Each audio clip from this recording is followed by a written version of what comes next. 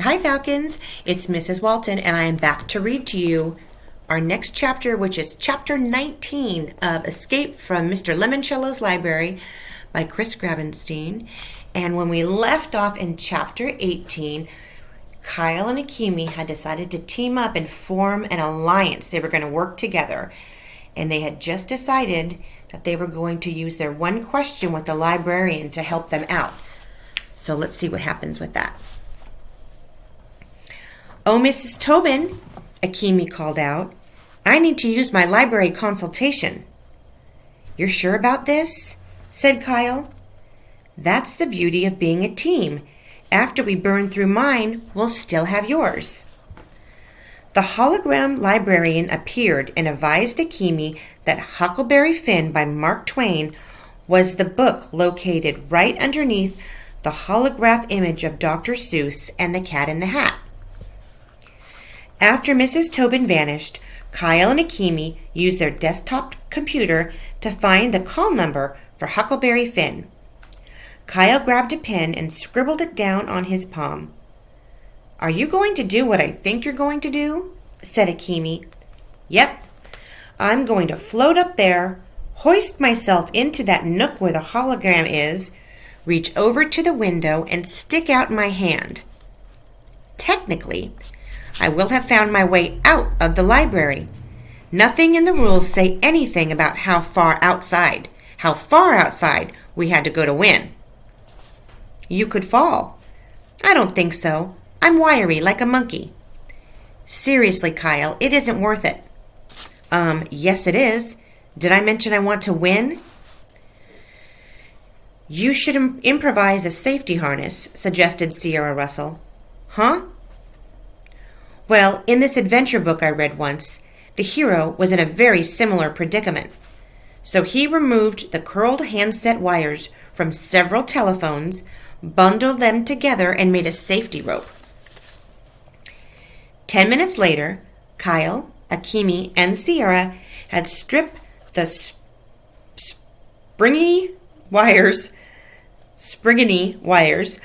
off a couple of telephone handsets. Kyle looped the cables around his waist and tied the other end to the handrail of the hover ladder. When fully extended, the safety rope would stretch out a little more than 20 feet. It should work. "Be careful up there," said Akemi.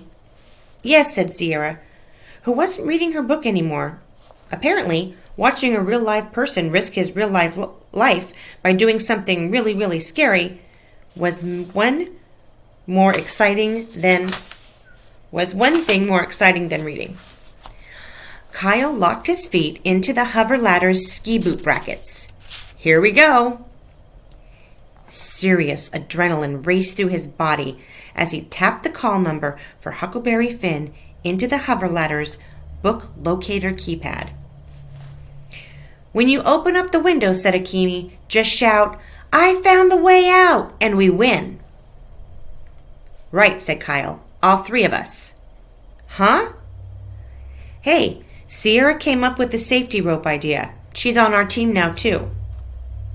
"Fine, whatever. Just don't break your neck." "Not part of the plan." Kyle pressed the enter button on the control panel. The platform floated up off the ground and drifted slightly to the right. "Be careful," said Akemi. "Watch it." "I'm not doing anything," said Kyle. "The thingamajiggy is doing all the work. I'm just along for the ride." Kyle gripped the handles as the platform rose higher and higher. He sailed past books by Tolstoy and Thackeray. Tilting back his head, he looked up at the semi-transparent statues projected into the curved niches next to the arched windows. They were a weird mix. A thoughtful African-American man in a three-piece suit and bow tie. A guy with long curly hair, old-fashioned clothes, and a looking glass. A long-haired dude in a scruffy shirt, hiding behind cutouts of the letter P and B. A bald guy with a beard. Since the statues were really holographic projections, they had chisel-type labels floating in front of their pedestals, identifying who the famous people were. The ones closest to Kyle were George Orwell, Lewis Carroll, Dr. Seuss, and Maya Angelou. As he continued to climb, Kyle could hear the soft whirl of the electromagnets invisibly lifting him toward the ceiling. And then he heard something much louder. What a ridiculous idea! Charles Chillington. He was standing on the second-floor balcony at the far side of the rotunda. You know, Keeley, I thought about doing the same thing, but then I noticed something you obviously overlooked. There's a wire mesh security screen on the other side of those windows. The levitating platform sputtered to a stop. Enjoy staring at the ceiling, Keeley. I'm off to win yet another game. Kyle ignored Chillington and grabbed hold of the ledge beneath Dr. Seuss's berth. He tried to haul himself up, but his feet wouldn't budge. They were locked in place by those ski boot clamps. And this close to the skylights, Kyle could see that Chillington was right. There was a security screen on the other side of the windows. Kyle checked his wristwatch. It was 1 p.m. He and his teammates had wasted an hour on the lame window idea.